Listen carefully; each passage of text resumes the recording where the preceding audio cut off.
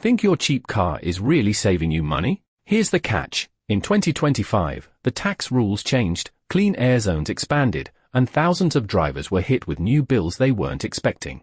If you're buying on a budget right now, these are the hidden costs you need to know about. Back in April, road tax rules changed for everyone. The biggest shock? Electric cars are no longer free to tax.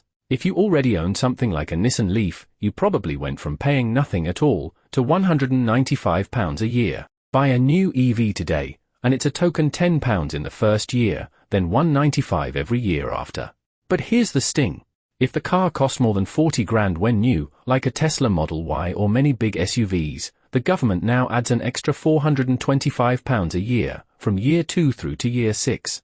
That means a total of about £620 a year during that period, even if you've bought it second-hand for a fraction of the price. Older petrol and diesel cars that used to sneak into the free tax bands, like early Ford Fiestas or VW Polos under 100 grams per kilometre of CO, are now £20 a year instead of $0.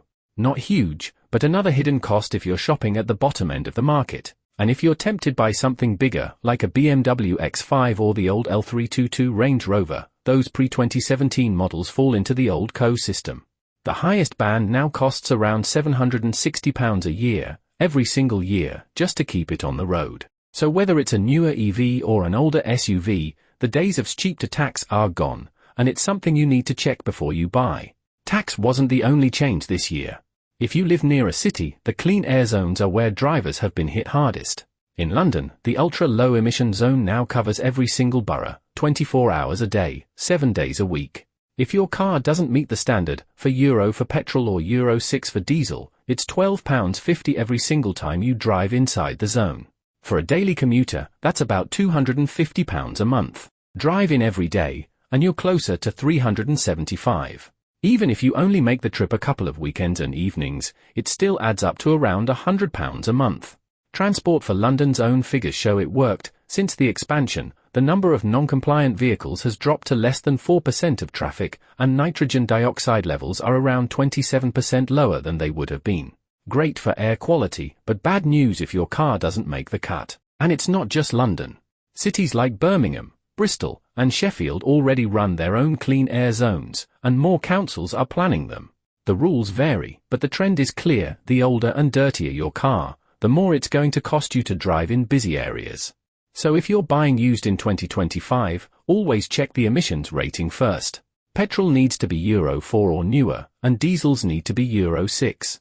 Get that wrong, and your cheap car could turn into a monthly money pit. All of these changes hit the market hard this year. In April, new car registrations dropped by more than 10% compared to the year before, as buyers either rushed to register before the tax changes or held off altogether. For used buyers, the knock-on effects are clear.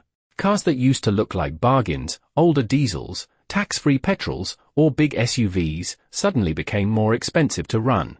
And that's pushed demand toward smaller, newer, cleaner models that slip under the radar of these charges. Some manufacturers even cut prices on new cars to dodge the £40,000 threshold, just to keep them out of the luxury car tax bracket.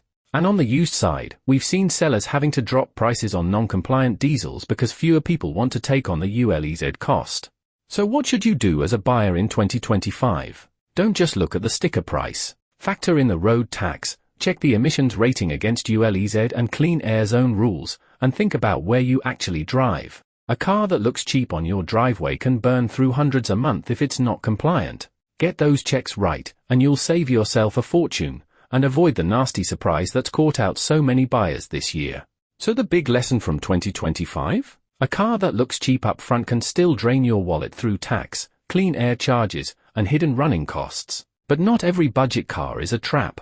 In the next video, I'll show you the cars that really do stay cheap to own, the ones that can save you money instead of surprising you with bills. If you're shopping used this year, you won't want to miss it.